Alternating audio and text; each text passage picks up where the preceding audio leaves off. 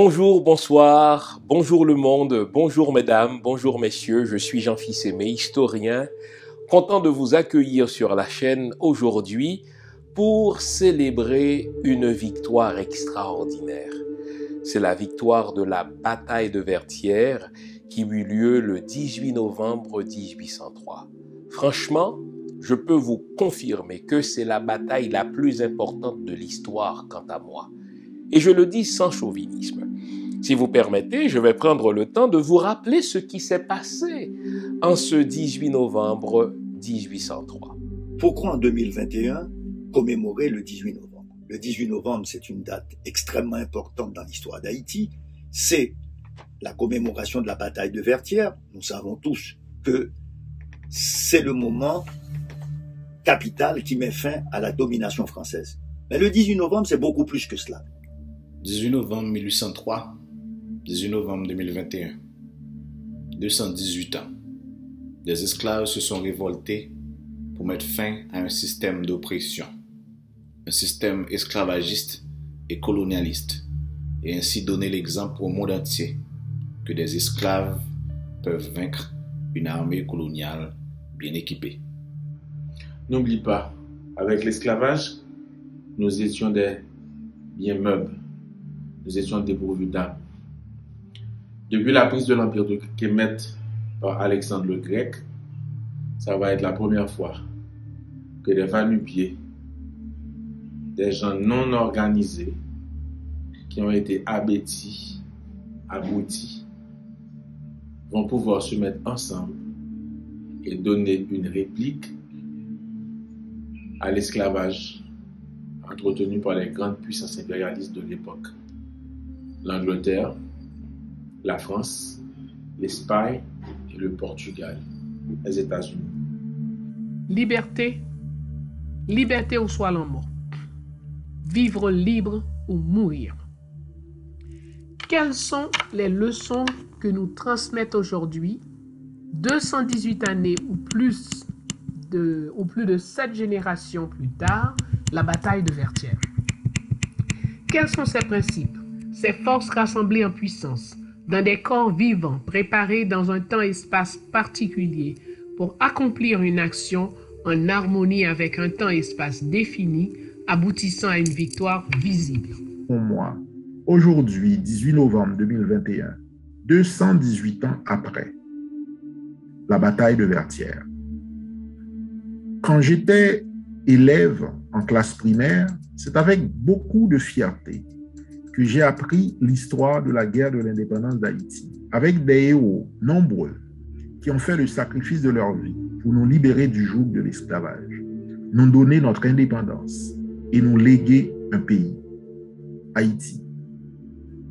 Ces héros étaient nombreux, mais en la circonstance, je voudrais m'arrêter sur deux d'entre eux, le général en chef Jean-Jacques Dessalines et le commandant de la 9e brigade, François Capois. Le 18 novembre 1803, Jean-Jacques Dessalines ordonne à François Capois de se lancer à l'assaut du fort de Vertières, situé à côté de la ville de Cap-Français. Celui-ci, après 3 assauts infructueux au cours desquels plus de la moitié de ses soldats ont été tués, lance un 4e assaut en demandant à ses hommes de le suivre en criant « En avant! En avant !» Pendant qu'il était à la tête de ses hommes, son cheval est touché par un boulet de canon. Il tombe. Mais Capois prend son épée, se relève et court se mettre à nouveau à la tête de ses soldats en criant toujours « En avant! En avant !» François Capois était ainsi devenu Capois la mort. Et pour renforcer les bataillons épuisés de Capois la mort, Dessalines lui avait envoyé des renforts. Toujours le 18 novembre, au milieu de l'après-midi, avec cette brigade renforcée, les combats ont redoublé d'intensité. Et le soir venu, les 2/3 des défenseurs français étaient morts ou blessés, ce qui avait obligé le général français Rochambeau à capituler. C'était donc la victoire finale. Les esclaves de Saint-Domingue ont réussi à vaincre l'armée la plus puissante du monde. Quel exploit! Après une journée entière de pourparlers entre Rochambeau et Dessalines, un accord était signé entre les deux chefs. Dessalines accorda 10 jours à Rochambeau pour évacuer le fort de Vertières, embarquer les restes de son armée et quitter Saint-Domingue. Un mois et demi plus tard, le 1er janvier 1804, l'île est officiellement proclamée indépendante de la France, après lecture par Dessalines au Gonaïves de l'acte de l'indépendance. Haïti était alors devenue la première république noire au monde, le porte-étendard de la lutte contre l'esclavage partout sur la planète, le pionnier de la généralisation des droits humains à toutes les races, l'allié international qui est resté solidaire des peuples luttant contre l'oppression et pour la liberté. Le 18 novembre, grâce au génie militaire de Jean-Jacques Dessalines, qui a voulu faire de cette bataille la dernière, mais aussi qui a voulu rassembler dans ces corps d'armée qui vont affronter dans cette dernière bataille, les troupes de Rochambeau. Et donc, il va convoquer tous ses commandants, il va convoquer tous ces combattants qui viennent de tout le pays pour donner cet assaut final où vont s'illustrer des généraux comme Clervaux, mais surtout Capois-Lamort. Christophe participera à cette bataille, et si les troupes du Sud participent beaucoup moins, c'est parce que Dessalines avait voulu, une fois conquise Port-au-Prince, une fois que les troupes de Nicolas Geffrard avaient libéré le Sud, eh bien il fallait quand même garder le Sud pour empêcher tout repli français vers ces zones. Alors, quelle est la leçon qu'on peut en tirer? D'abord, c'est une grande leçon d'unité, unité qui s'est déjà manifestée lors du soulèvement de Dessalines et de cette rencontre avec Pétion, unité qui s'est manifestée tout aussi bien lors du congrès de la Harcaillès. C'est un congrès fondateur, c'est le congrès qui unifie l'armée indigène, et c'est le mot capital de l'armée insurrectionnelle, parce que elle se dote d'un commandement unique, elle se dote d'un commandant en chef, qui sera Jean-Jacques Dessalines, et c'est le moment où tout va basculer, ce 18 mai 1803. Mais le 18 novembre 1803, c'est le moment capital où l'armée française est défaite. Et aujourd'hui, ça doit nous rappeler deux choses. La nécessité de trouver une forme d'unité pour pouvoir essayer de redéfinir, je dirais, une forme de nouvelle indépendance pour Haïti, parce que on est très loin aujourd'hui dans un pays qui est profondément divisé, profondément partagé. Eh bien, il faut que des forces progressistes, il faut que des forces qui imaginent un avenir différent pour ce pays puissent aujourd'hui préparer l'avènement d'une nouvelle Haïti. Cela demande à la fois une vision, comment moderniser ce pays qui de 12 millions, mais on sera plutôt 15 millions dans un futur rapproché. Comment résoudre les problèmes du changement climatique qui vont nous affecter fortement. Nous sommes un pays menacé par des cataclysmes naturels, et nous sommes un pays où il faut mettre en place, je dirais, de nouvelles institutions politiques qui finalement répondent aux besoins de notre population. Et voilà les enjeux auxquels nous serons confrontés ces prochaines années. Alors, oui, il faut commémorer cette bataille du 18 novembre, il faut commémorer la bataille de Vertières, parce que c'est ce qui va rendre possible l'émergence d'un nouveau pays qui, le 1er janvier 1804, émergera dans le concert des nations sous le nom d'Haïti. Imaginez des puissances européennes qui ont pratiqué l'esclavage pendant des siècles et qui l'ont fait sous prétexte qu'elles étaient supérieures à d'autres humains qui n'en étaient pas de véritables humains, puisque cela était plus près de la nature, et ils ont donc réduit en esclavage ce groupe d'humains-là, parce que ce n'étaient pas de véritables hommes.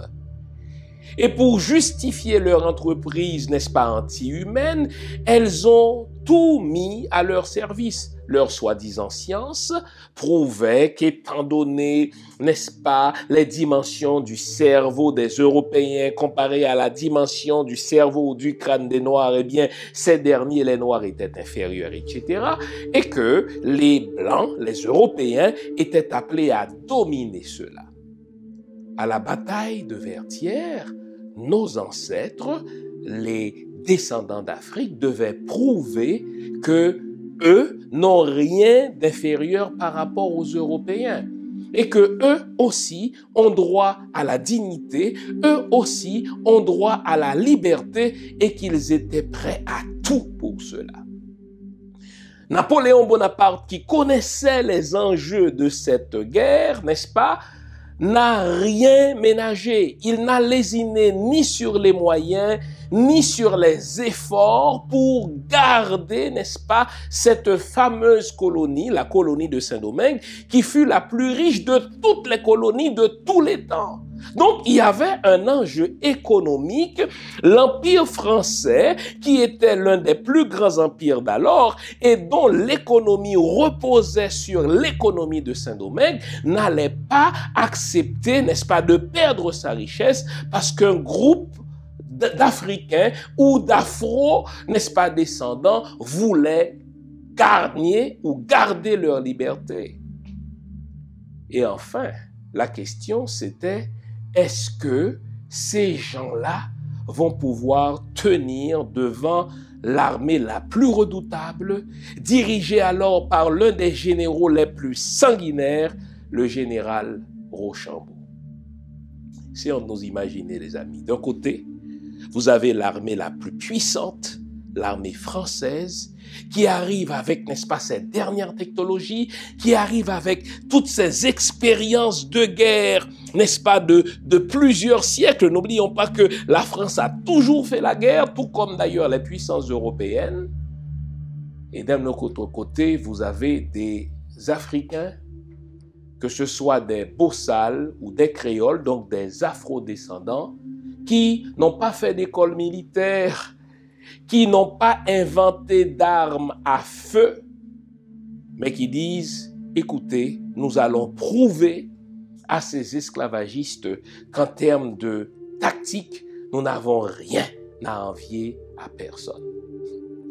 Alors, sur ce terrain de guerre qu'on appelle Vertières, qui n'est pas loin de l'endroit où je suis venu au monde, se jouaient véritablement des idéologies raciales, se jouaient véritablement des idéologies économiques, et sur ce petit théâtre de la guerre allait se jouer l'avenir, pas seulement de tout un peuple, mais l'avenir de toute une race. Parce que avec ces Haïtiens, ces Africains, parce que c'était pas encore des Haïtiens, c'était des esclaves africains qui allaient l'emporter sur la plus puissante armée d'alors, l'armée française, on allait prouver que quand on est déterminé, eh bien, aucun idéal n'est trop grand.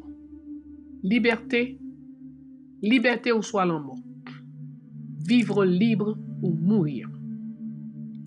Quelles sont les leçons que nous transmettent aujourd'hui, 218 années ou plus de 7 générations plus tard, la bataille de Vertières?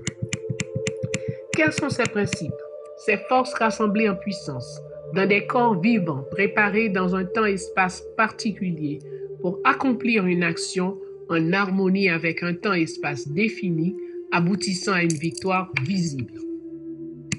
Notre analyse nous a conduit à cette réponse. Les divinités, énergies, lois, forces, principes ayant conduit à notre indépendance individuelle et pouvant conduire à l'indépendance de tout individu ou groupe sont 0. Questionnement du statu quo. Type d'exemple qu'ils ont dû se poser à l'époque. Pourquoi ne pourrais-je vaincre le français? N'est-il pas un être comme tout autre? Ne saigne-t-il pas? Les lames ne percent-elles pas sa peau, tout comme la mienne? Sans ce questionnement, on n'arrive pas au courage. Un courage démontré, par exemple, comme celle démontrée par Marie-Jeanne Dessalines, qui rentre dans le fort assiégé, donne aux troupes assiégées une démonstration immensurable de courage en les rejoignant dans une situation qu'elle considérait absolument désespérée et sans issue. Le 22 mars 1802. Connaissez votre histoire. Je ne fais que des raccourcis aujourd'hui, je ne fais pas d'élaboration. Il y en a eu beaucoup de démonstrations de courage dans notre 312 années de guerre, de lutte contre l'esclavage. Point 2. Parole, c'est-à-dire exprimer ses propres convictions, tel que Jean-Jacques Dessalines l'a fait au fort de la Crête-à-Pirot le 22 mars 1802, où il explicita la stratégie et promit l'indépendance. Numéro 3. Observation. Il nous faut absolument pénétrer le fort assiégé, c'est ce que dit Marie-Jeanne, afin de concevoir une sortie pour nos troupes apeurées, donc incapables pour l'instant de concevoir elles-mêmes leur sortie. Et oui, observez votre environnement. Ne vous laissez pas apeurer par les nouvelles, par tout ce qu'on vous bombarde, tout ce avec quoi on vous bombarde. Restez calme, observez et déterminez pour vous-même. Point 4. Méditation. Extrapoler un moment de recueillement dans un temps-espace si chargé de potentiel est concevable et obligatoire. Quand tout semble contre vous, la méditation est obligatoire, c'est-à-dire rentrer à l'intérieur de vous-même et trouver les solutions idéales. 5. Action. Tant que vous n'avez pas questionné, exprimez vos convictions propres, observez votre environnement, méditez sur la situation, poser des actions n'est pas possible, parce que vous ne ferez que des réactions. Donc, la détermination des troupes dans le fort assiégé a dû grimper au-delà des chiffres prévus. Dans un tel état d'esprit, plus rien ne leur était impossible. L'action militaire ne pouvait être que fantastique. 6. Création. Ainsi, ils créent apparemment sans effort l'exploit que quelques minutes auparavant semblait impossible. 500 hommes. Nous vous rappelons, Crête-à-Pirot, à peine 500 hommes qui vont décider, alors, sous les ordres de Marie-Jeanne, vont traverser une barricade de plus de 12 000 soldats armés, probablement à 10 000 à ce moment-là, un soldat armé jusqu'aux dents, persuadés qu'ils s'en sortiront vivants. Paris gagné, plus de 350 s'en sont sortis vivants. C'est impossible. Numéro 7, connaissance de soi. Avoir participé dans la bataille de la Crête-à-Pirot devait une carte d'identité, une référence pour les révolutionnaires jusqu'à la bataille de Vertières. Crête-à-Pirot fut en fait l'exercice de répétition générale pour Vertières et accompli. Donc Vertières fut accompli dans le sens inverse. Dans le cas de Crête-à-Pirot, nous étions moins d'1 millier de soldats enfermés, assiégés au fort de la Crête-à-Pirot par plus de 12 500 soldats français. Et à la bataille de Vertières, on s'est retrouvé avec plusieurs milliers de soldats français assiégés par nos hommes. Et c'est ainsi que la chose va se terminer. Nous assiégeons les Français. Tout ce qu'ils avaient prévu comme porte de sortie bloqué. Le grand soi en nous, les forces et intentions des ancêtres rassemblées avec les nôtres en nous, permet qu'il y ait accumulation de génération en génération. Elles assurent qu'un objectif collectif établi sur un gouvernement se poursuive sur un autre et accompli pendant les mandats d'un troisième, d'un quatrième ou cinquième, sixième, etc. C'est en ajoutant sur le passé qu'un peuple s'enrichit. Lorsqu'un individu s'accapare des biens collectifs, il appauvrit la collectivité au cœur duquel il vit. Il le fait par manque de confiance en soi et de vision. Ce faisant, il génère et nourrit l'insécurité chez les autres. Les forces des ancêtres que nous respectons nous construisent et nous rendent capables de faire face à un cosmos continuellement grandissant en dimension et en complexité. Alors, nous sommes dans un cosmos. Nous répétons souvent, c'est l'intention qui compte. Mais savons-nous ce que nous disons? Connaissons-nous nos intentions réelles, profondes, nos intentions propres, les intentions empruntées, les intentions imposées, déclarées, cachées, collectives? Avons-nous la capacité de les exhiber, de les questionner pour mieux comprendre? Pouvons-nous prendre conscience des écarts entre notre intention et notre parole, notre intention et notre action? Si oui, nous pouvons décider notre devenir. Et oui, c'est à travers cette démarche que les fondatrices et fondateurs de notre pays avaient effacé Saint-Domingue pour sereinement, en plein combat, accoucher Haïti. C'est avec cette démarche que nos ancêtres révolutionnaires ont battu les 3 plus féroces armées du monde, y compris la France à Vertières. De cette bataille proprement dite, je partage seulement ceci, c'est-à-dire la bataille de Vertières. Après avoir remporté de nombreuses batailles, toute la semaine écoulée, les troupes révolutionnaires sous le commandement du général Jean-Jacques Dessalines avaient barricadé tous les ponts, les traversées de rivières, les sommets de montagnes, dans un rayon de 50 000. Toute possibilité de s'échapper a été bloquée aux forces françaises. Face aux actions hyper calculées, aux tactiques visionnaires puissantes, à l'implacabilité et l'efficacité de Dessalines, tant en défense qu'en attaque, les Français n'ont eu d'autre choix que de reconnaître que leur position était absolument sans issue. Ils furent obligés d'abandonner le fort dans le désarroi. Tout d'abord, Rochambeau a tout essayé afin de se faufiler hors de l'île en tentant de conclure accord avec d'autres marines voisines. Leurs conditions n'étaient pas acceptables. Ainsi, il a dû se soumettre, capituler et signer une reddition devant le général Jean-Jacques Dessalines. En jeu d'échecs, cela se nomme échec et mat. C'est ce qui a été programmé et réalisé à Vertières. Au nom de toutes nos victoires passées, je vous invite, vous, générations futures, à bien étudier les victoires passées, nos victoires passées, afin de pouvoir mieux préparer nos victoires futures. Avec tout le respect que je vous dois, portez-vous bien.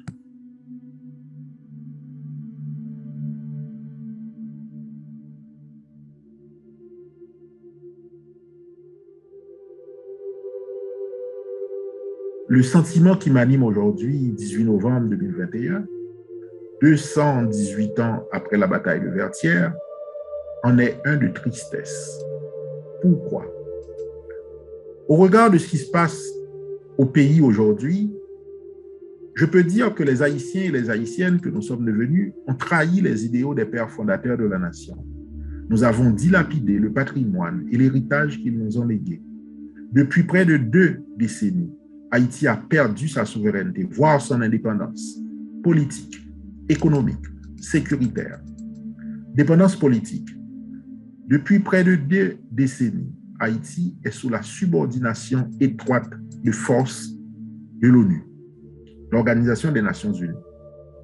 MINUA, Mission des Nations Unies en Haïti, de 1993 à 1996, MANU, Mission d'appui des Nations Unies en Haïti, de 1996 à 1997, MITNU, Mission de transition des Nations Unies en Haïti, en 1997, MIPONU, mission de police civile des Nations Unies en Haïti de 1997 à 2000, MINUSTA, mission des Nations Unies pour la stabilisation en Haïti de 2004 à 2017, MINUJUST, mission des Nations Unies pour l'appui à la justice en Haïti de 2017 à 2019, enfin le BINU, Bureau intégré des Nations Unies en Haïti depuis 2019 jusqu'à nos jours.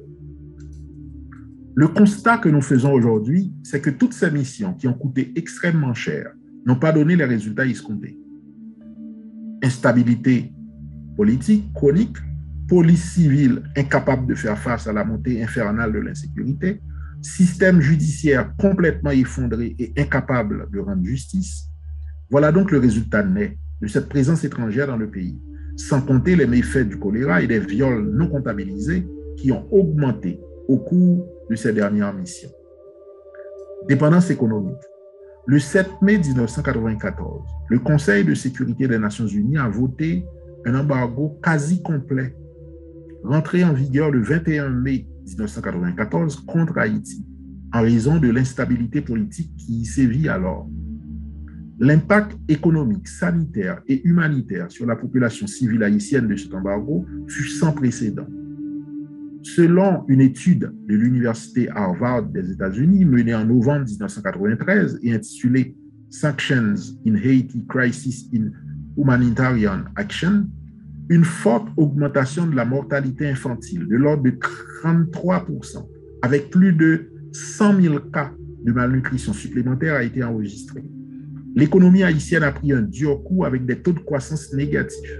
Il a fallu plusieurs années au pays pour renouer avec la croissance économique qui est pourtant demeurée faible, en tout cas pas assez forte pour créer les emplois nécessaires à la jugulation du chômage au pays et pour donner à l'État les revenus nécessaires pour réduire la pauvreté. L'État haïtien, depuis des décennies, est incapable de faire face à ces dépenses de fonctionnement. Dans les meilleures années, son budget d'opération dépend à 50% environ de l'aide internationale. Que dire de son budget d'investissement qui dépend à plus de 80% de cette aide internationale? Dépendance sécuritaire. Si en 1803, nos ancêtres avaient mis de côté leurs dissensions pour s'unir autour de Dessalines et gagner la guerre de l'indépendance contre la plus puissante armée au monde, aujourd'hui, c'est une partie des citoyens que nous sommes devenus. D'aucuns diraient que c'est une minorité qui s'en prend à la majorité du pays en tuant, en kidnappant, en rançonnant, en terrorisant, en appauvrissant, en décapitalisant, en faisant fuir du pays les héritiers des pères fondateurs. Ce sont là autant d'actes déshumanisants qui remettent en cause et entravent cette liberté chèrement acquise, dont le 18 novembre demeure le symbole encore vivant.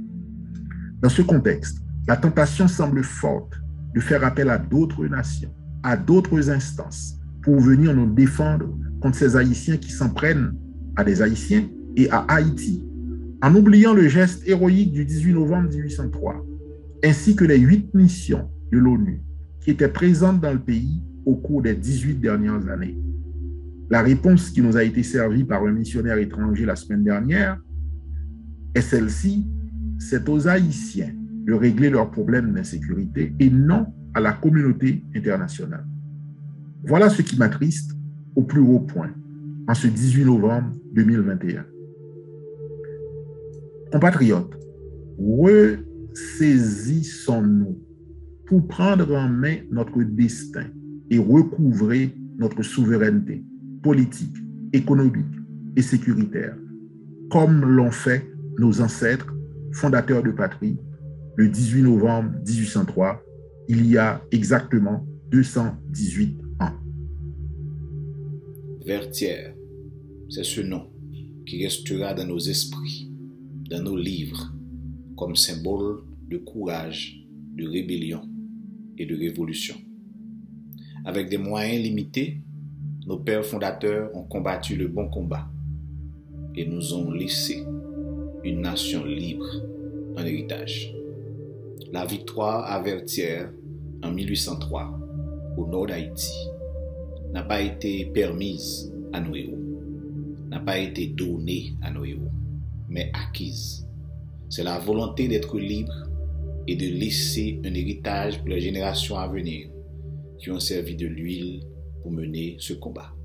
Nous disons merci, nous disons chapeau à nos valeureux combattants qui, au prix de leur vie, ont créé cette nouvelle nation en 1804. Nous sommes reconnaissants, car nous serions encore peut-être esclaves aujourd'hui, dans les champs, sans le sacrifice de cette père fondateur. 218 ans après, les chaînes métalliques de l'esclavage ne sont plus. D'autres chaînes sont pourtant là. 218 ans, nous avons l'impression que nous avons perdu cette liberté obtenue au prix du sang sur les champs de combat.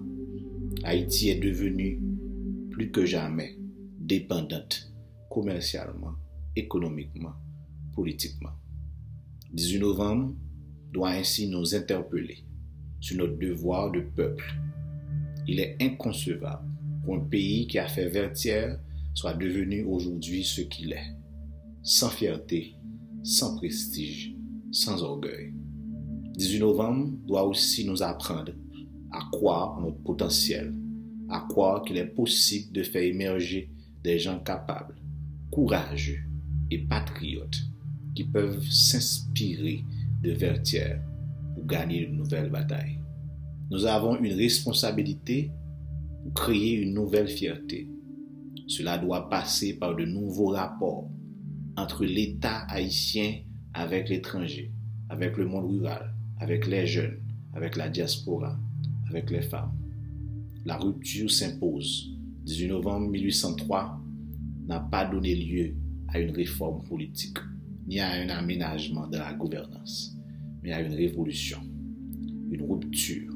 Aujourd'hui, nous avons besoin de tout casser et de définir une nouvelle société juste, prospère, qui va dans le sens du bien commun, où nos rêves peuvent ressembler à notre quotidien. Merci et Dieu. Aucun Haïtien ne fait vertière dans sa dimension.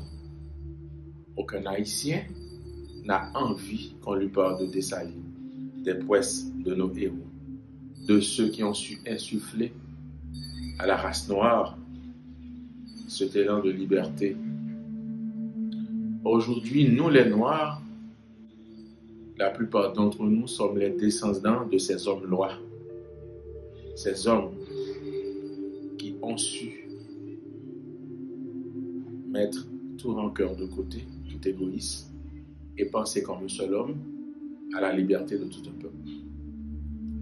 Grâce à Dieu Saline, nous avons pu réhabiliter la race noire. Et grâce au Vaudou, nous avons pu infliger une déculottée à la plus grande armée du monde. Mais que représente Vertière aujourd'hui? Absolument rien. Nous ne fêtons pas Vertière et nous ne sommes pas les dits héritiers de ces hommes-là. Un pays qui a conquis son indépendance par les armes, aujourd'hui se retrouve sans armée. Un pays qui a su mettre à genoux des grandes puissances impérialistes est en proie au gang, est en proie à une démocratie de merde et est en proie à la violence. Qu'avons-nous fait pour mériter tout cela? Je vais vous le dire tout simplement. Nous subissons les affres d'un peuple ingrat, un peuple qui n'est pas reconnaissant envers ses ancêtres militants.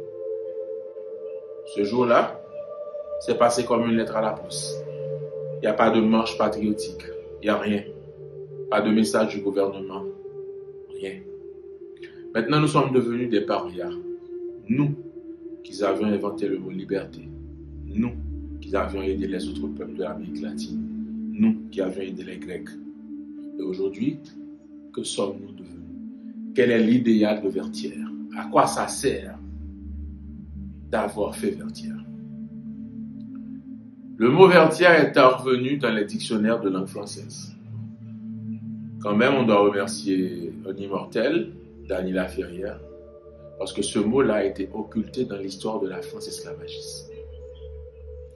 Le nom de Rochambeau est célébré comme un héros dans son pays. Mais jamais ils ont osé dire aux petits Français que ce Rochambeau-là, que ce général-là, a dû se mettre à genoux et demander pardon au général en chef de l'armée indigène, Dieu Saline. Bon, peut-être que pour vous, vous l'avez appelé Dessalines, moi je l'appelle Dieu Saline, le seul Dieu de la race noire. Donc, 70 000 hommes de troupes ont perdu la vie. Ils étaient venus pour mettre à nouveau ce peuple libre et fier dans l'esclavage. Mais grâce à nos lois, grâce au courage de nos frères, on a dit non à l'esclavage et on a combattu.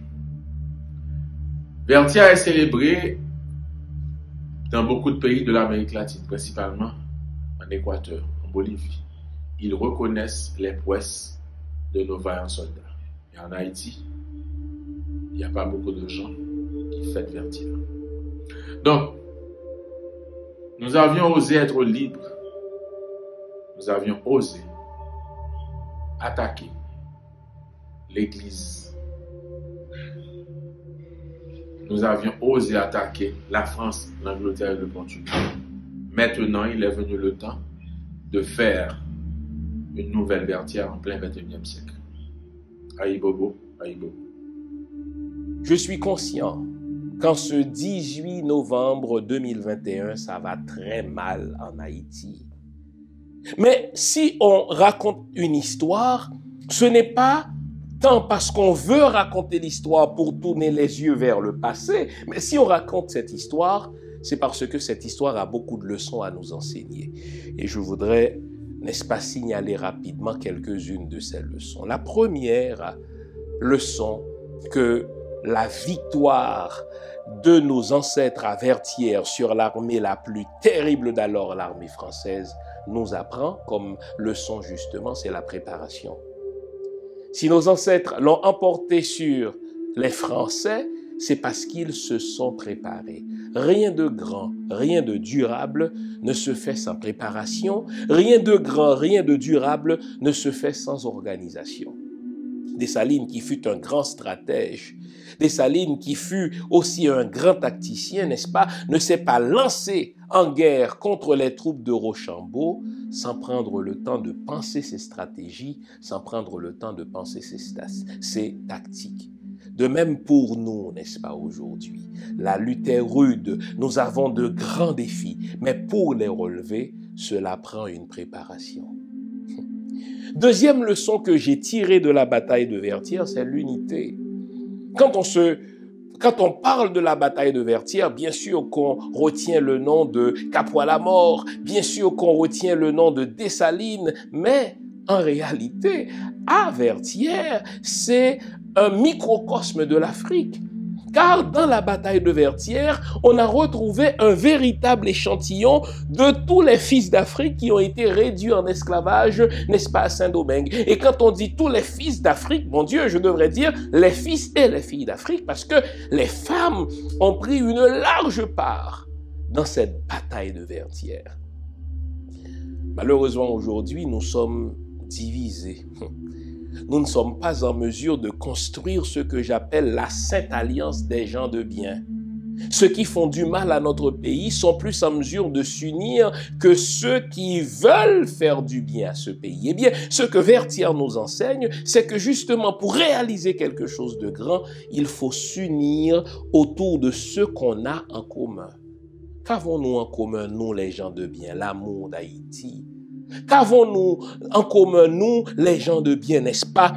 La foi et l'optimisme en l'avenir d'Haïti. Bon Dieu, retenons comme leçon de la bataille de Vertière l'unité. Je dis bien à Vertière, on avait là un échantillon de tous les peuples d'Afrique qui ont été réduits en esclavage, n'est-ce pas, à Saint-Domingue.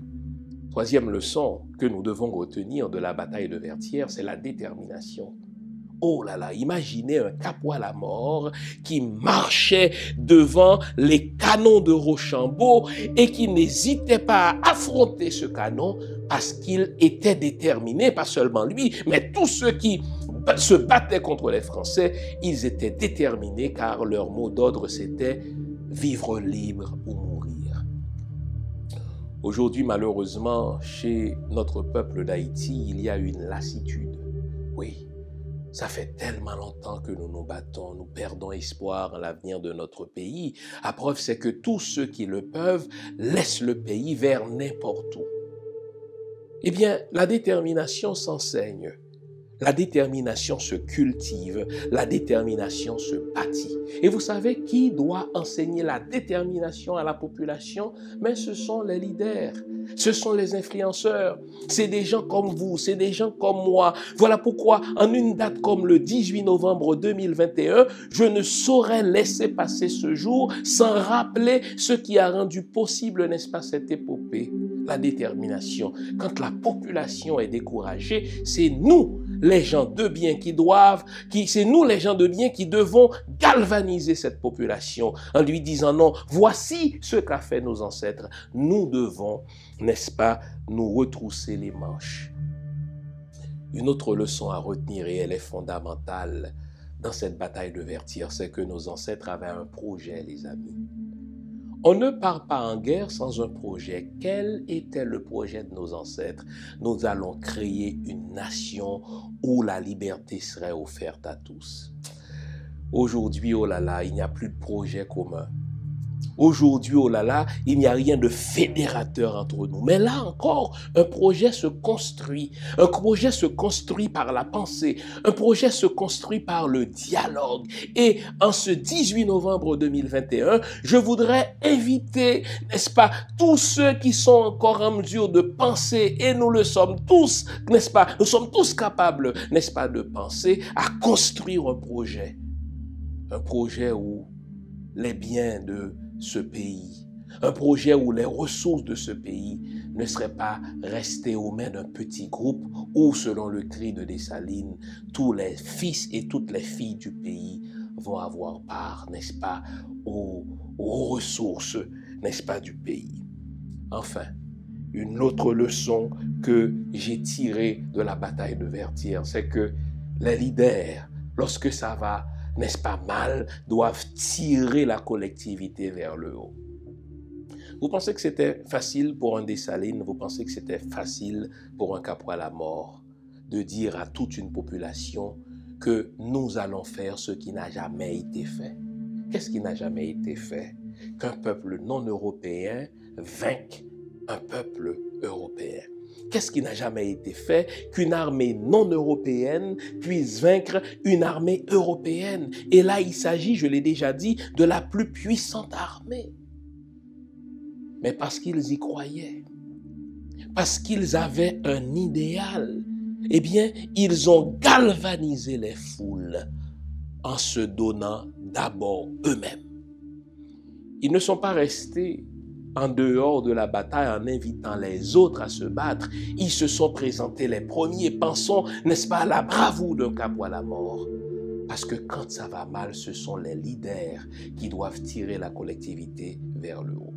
Comment ont-ils gagné la bataille? Ils ont gagné la bataille en restant eux-mêmes. Vous savez, dans la bataille de Vertières, tout ce qui était africain était mis à contribution. Ça veut dire la spiritualité africaine, ça veut dire les sociétés secrètes africaines, ça veut dire les tactiques africaines. Vous savez, c'est nous, les Haïtiens, qui avons inventé la guérilla, le hit and run, c'est nous qui l'avons inventé.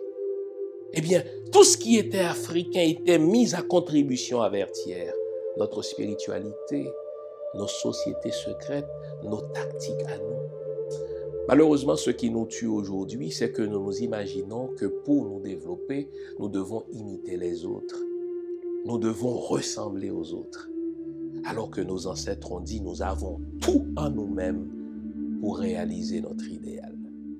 Puis ce 18 novembre 2021, nous rappeler ce qui s'était passé le 18 novembre 1803, lorsque nos ancêtres, parce qu'ils étaient unis, parce qu'ils s'étaient préparés, parce qu'ils étaient déterminés, parce qu'ils avaient un projet en commun, parce que surtout leur leader, n'est-ce pas, les tirait vers le haut, ils ont réalisé ce que personne ne pensait possible. Puissions-nous nous inspirer de cette histoire, et dans ce sens, je nous souhaite à vous et à moi un heureux 18 novembre. Au revoir.